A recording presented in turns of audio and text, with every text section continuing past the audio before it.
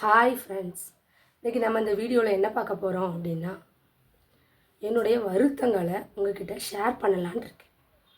என்ன வருத்தம் அப்படின்னா, எனக்கு பெண் குழந்தை இல்லை, அதான் வருத்தம். அதைத்தான் இந்த வீடியோவில் நம்ம பார்க்க போகிறோம். என்னுடைய வீடியோவை ஸ்கிப் பண்ணாமல் கடைசி வரைக்கும் பாருங்கள். வீடியோ பிடிச்சிருந்துச்சுன்னா என்னுடைய வீடியோவுக்கு ஒரு லைக் பண்ணுங்கள்.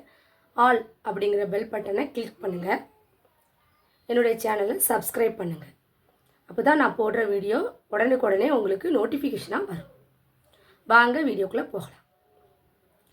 எனக்கு முதல்ல எத்தனை குழந்தை பிறந்தது அப்படின்னா, நான் 4 குழந்தைக்கு தாயாகினேன்.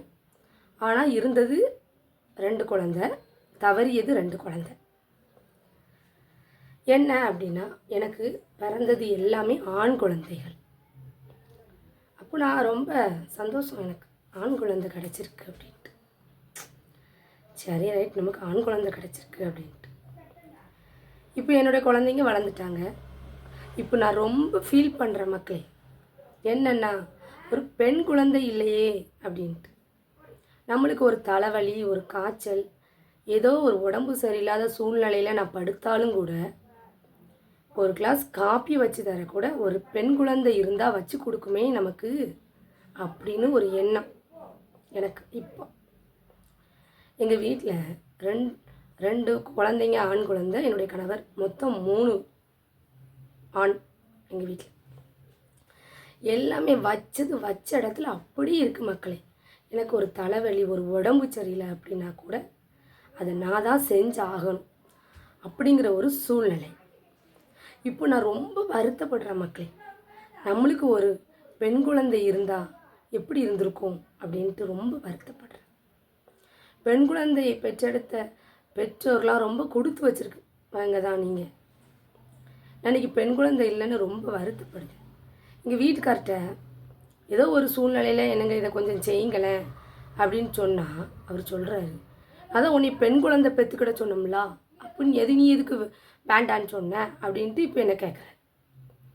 பெண் குழந்தையாக இருந்தாலும் சரி, ஆண் குழந்தையாக இருந்தாலும் சரி, கடவுள் கொடுத்த குழந்தையை நம்ம சந்தோஷமாக ஏற்றுக்கிடணும்.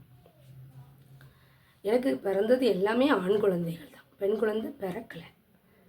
சரி, மறுபடியும் ஆண் குழந்தை தான் பிறந்ததுன்னா என்ன செய்ய முடியும்? நீ பெண் குழந்தை வேணும்னா உனக்கு நான் இன்னொரு பெண் குழந்தை பெற்றுக்கோன்னு நான் சொன்னேன், நீ கேட்கல. இப்போ என்னையை அந்த வேலை செய், இந்த வேலை செய்யின்னு என்னையே எந்த டிஸ்டர்பும் பண்ணாத அப்படிங்கிறார் கணவர். எப்படி இருக்குது பார்த்தீங்களா மக்களே? ஒரு பெண் குழந்தை இருந்ததுன்னா நம்மளுக்கு ஒரு ஒத்தாசையாக இருந்திருக்கும் வீட்டில். என்ன பண்ண? சரி மக்களே, பெண் குழந்தை இருக்குன்னு சொல்லி யாருமே வருத்தப்படாதீங்க மக்களே. பெண் குழந்தைங்க தான் நாளைக்கு உங்களுக்கு ஒரு கை, வலது கையோ ஒரு இடது கை மாதிரி உங்களுக்கு சப்போர்ட்டாக இருக்கும். இந்த காலத்தில் ஆண் குழந்தைகள் பெற்றெடுத்த பெற்றோர் நல்லா இருக்காங்கன்னு சொல்ல முடியாது. ஆண் குழந்தைகள்லாம் படிக்க போகிற இடத்துல காதல், கல்யாணம் அப்படின்னு இப்போ நிறைய அப்படித்தான் இருக்காங்க. ஸோ எந்த குழந்தையுமே, எல்லா குழந்தைகளும் இருக்கலாம், இல்லாமல் இருக்கலாம். ஸோ இருந்தாலும் பெண் குழந்தை பெற்றெடுத்த ஒவ்வொரு பெற்றோரும் நீங்கள் கொடுத்து வச்சீங்க தான் நான் சொல்லுவேன். சரி மக்களே, இந்த வீடியோ பிடிச்சிருந்துச்சுன்னா என்னுடைய சேனலை சப்ஸ்கிரைப் பண்ணுங்கள். என்னுடைய வீடியோவுக்கு ஒரு லைக் பண்ணுங்கள். Bye friends.